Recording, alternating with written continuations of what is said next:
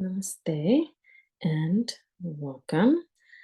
I am going to share with you some slides here and some details of, let's see if I got this right, of what to do during the pregnancy phase um, of your journey towards Ayurvedic living. And so this means how can we make sure that we are following the guidelines of Ayurveda while you are pregnant. So this would be there's different guidelines for preconception stage and preconception preparation, things like that. So this is about now you are with child. So congratulations. You are in a very special time. Ayurveda talks about this time for the mother, for the birthing parent to be a very important time. And as these people, mother or the birthing body, to be the protectors of the nation and the ones who sustain Dharma for the nation as a whole. So you're this embodiment of the unbounded consciousness, and you are a collection of all. You are the mother, the father, the guest, the guru, and the divine. So it's a very transformational time. You are seemingly responsible for quite a bit, but a pretty amazing Ayurveda. I love the way that Ayurveda talks about someone who is holding and incubating. It's pretty cool. So we want to look at the ideal ways to move through pregnancy according to Ayurvedic practices, covering specifically the guidelines, general guidelines for diet, lifestyle, routine, what they recommend for activity during different months, monthly guidelines specifically, and then delivery preparation, birth, and post delivery. There are three pillars during pregnancy to be aware of. You need sufficient rest, you need sufficient or proper exercise, and you need to be attentive to a proper diet. And there are 6 factors to a healthy pregnancy: the parent, parent one, parent two, depending on the couple and gender and whatnot, their consciousness, their mind, and their suitability, what their likes and their dislikes are in meeting those, and then their nutrition. So we're going to touch on those briefly here. Now, it is important to keep in mind that per person and per dosha tendency, your vikriti and your prakriti will be have some different specific guidelines for you. So if you are seeking a consultation and help from me or an Ayurvedic counselor or Ayurvedic practitioner or Vaidya, you will have to have a full assessment before you get exact information on what you should be doing specifically during your pregnancy. But generally, this time is Vata pacifying time, so that you are incubating your child properly. So you want to avoid things that could increase Vata. You don't want to do much heavy lifting. You don't want to sit too long, stand too long, squat. You don't want to suppress urges. There's no traveling during the first or the last trimester. It's increase of wind. Avoid sorrow, no alcohol or stimulants, ideally. Have fresh food, not fried food. No processed or acidic foods. Those are the rajasic foods you want to avoid. And no fish oil and no rajasic activities either. So no kind of aggravating news or aggressive information during this time. You do want to exercise for 30 minutes a day, appropriate kind of exercise.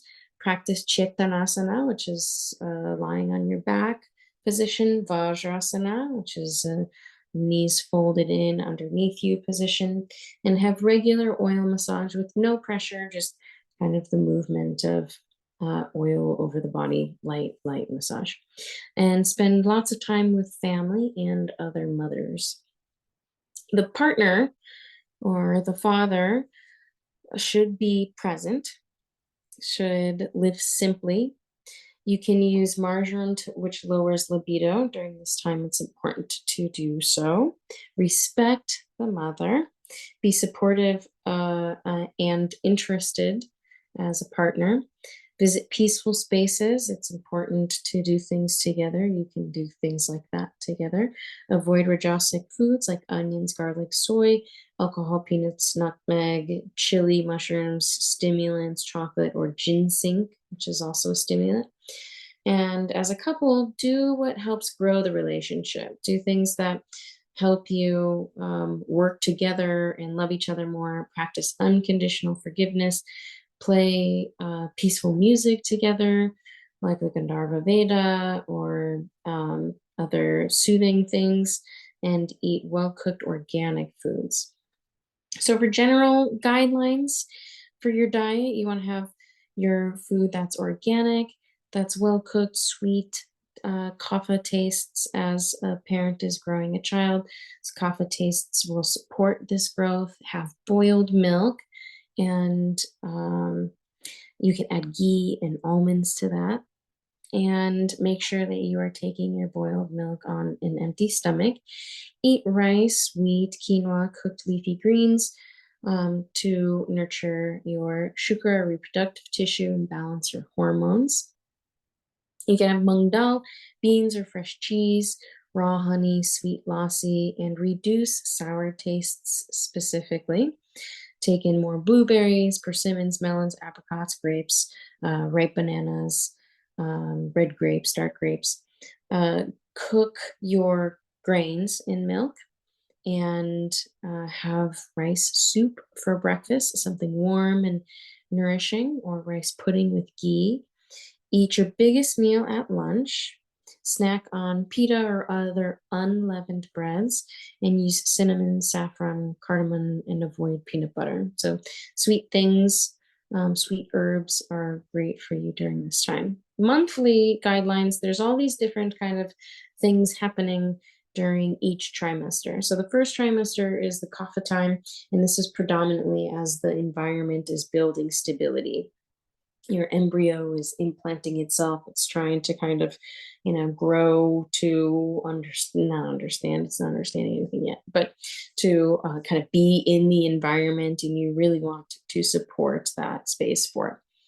Progesterone and relaxin are signaling muscles to relax more, and this can cause manda agni, can cause slow digestion. Everything, including little sphincters and muscles that move food or waste through the system, those are also relaxed. So it's important to take in foods during this time that are easy to digest and nourishing. So you want to take extra rest during this time. Again, have your boiled milk and favor sun-ripened fruits and spices like coriander during the first month. For the second month, this is when mamsa dhatu or muscle tissue develops. So it's really important to be nurturing that, again, with these kapha building tastes. Morning sickness becomes more common as those loosened muscles can allow acids to escape through the throat.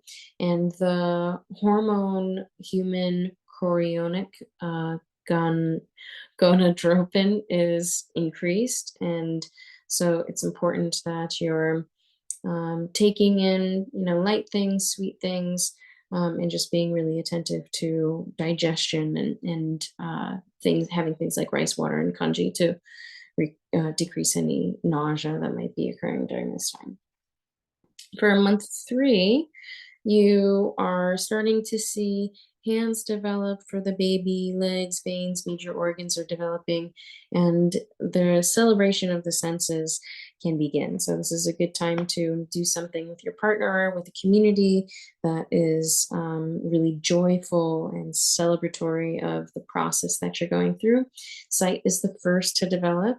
This is a time where more calcium should be taken in, through cracked wheat, raw honey, carrots, beets, bananas, apples, and dried fruits are great. And then you start to enter the second trimester. And during the second trimester, this is where pitta is predominant, and there's more stability during this time. The digestion tends to increase, and the parent may become more introverted while bonding with the fetus.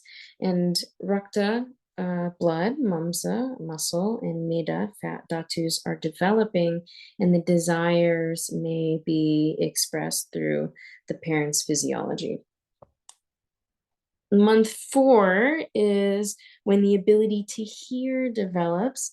So there's a celebration for that. And the kidneys of the baby produce urine. This celebration during this month is for the development of taste. And the parent is considered to be two-hearted during this time.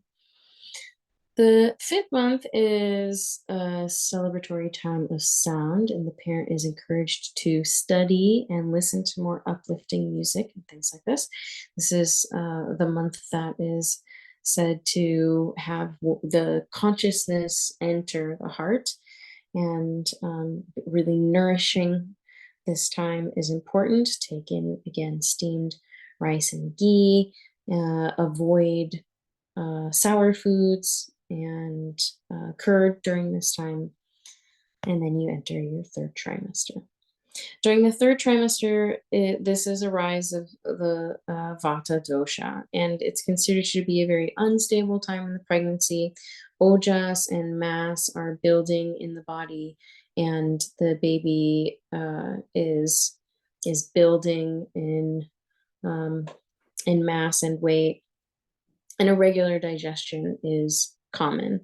It is an extremely important time to favor happiness and joy for the parent. And as always, make sure you're avoiding things that are rajasic. For month 7, this is where communication increases and the sense of touch is celebrated. This is a great time, again, for those sweet tastes, to make sure that you're really pacifying vata. And the 8th month, this is when water should be increased, and taking it throughout the day, periodically and regularly, consistently, and even in small doses with meals. And the bones of the baby are developing, and prenatal massage and perineal oil massage can be done to prepare for birth. In the 9th month, this is when the baby is putting on weight, and the brain and the mental growth is significant. The parent is mentally preparing for the child, and walks, pranayama exercises, and ghee, boiled milk, rice water can be had to soothe the parent and build more mass for the baby. It's recommended to take more of a liquid diet during this time and be really easy on the digestion. Coriander, parsley, saffron, and cardamom should be favored here. Now, getting into labor in Ayurveda, this is there's lots of specifications here as to what to do in preparation of, during, and after labor, and not just for the parent, but for the baby. So we'll look at those. The labor room can be entered during this 9th month, and it should be a very auspicious environment. The mother should enter the labor room and reside there during the 9th month, and be accompanied and surrounded by women and other mothers. Have bowls of fresh fruit, lots of fresh air in the room. You can have aroma diffusers, good, fresh, enjoyable scents, soft music, and it should be a warm temperature with ambient light, filled with kind-hearted people. And during this time, and moving in and out of the room, you want to keep walking until the water breaks, when you are ready to begin laboring. So when contractions begin, you stop the oil massage and you start applying oil. So instead of rubbing it through, sesame or olive oil can just be applied to the stomach, the back, and the thighs.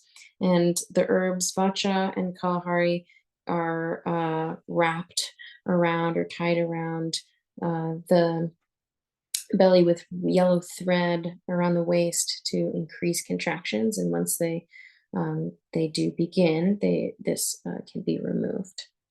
Once it's time to push, rather, this can be removed. Okay, and then during labor, when the water breaks, this is a good time to stop eating, take in just water or cooked cumin in water. And if you're hungry, sips of boiled milk can be taken in. Now, it's important here to remember whatever your birthing plan is, that you should have these conversations with whoever it is that will be present, whether it's a doula or a nurse or something like this, to make sure that you are allowed to have these things during this time. But it's recommended according to Ayurveda that if the hunger arises, to have boiled milk to satiate that. And if there's um, a real long labor or something like that, kanji or with ghee can be taken in and sipped. If it's 24 hours or more, mung dal soup or khichdi can be had as well, just to make sure that the parent is sustained. There's a huge increase of vata in the body. And the moment that the baby takes its first breath, right, because this increase of vata, this downward apana, is allowing the baby to enter the world. You can just toss a little water on the baby's face to awaken its first breath. And from there, once the baby has taken its first breath, you can count that as its arrival time on Earth side. You can clean the baby's mouth with ghee and rock salt. The cord should be cut 25 centimeters from the base and a string wrapped around it. And ghee can be placed on the fontanelle under some gauze, under a cap. And ghee and rock salt paste can also be placed on the abdomen for bonding. So the other parent should use, or whoever is there to help, should use Veda 2638 to massage the mom for the placenta birth and before the mom gets her bath. Then apply a paste of salt and ghee to the mom's breastbone, to the pubis, and wrap it with pure cotton cloth that's 50 centimeters wide and 7 meters long for 2 to 3 hours a day. When the perineum is healed, apply all the way down and use that for 6 weeks and up to 6 months. For the 30 minutes after the first wrap is applied, you can sip vata tea and or have cumin water or cumin with ghee and garlic, pacifying vata. Okay, if there are any questions you have, let me know. There are also recommendations from Ayurveda that talk about breastfeeding and all that kind of thing, that are very contradictory to Western and even doula practices. So that is something that can be talked about if that is of interest, but information for another time. So if you have any questions, let me know and enjoy.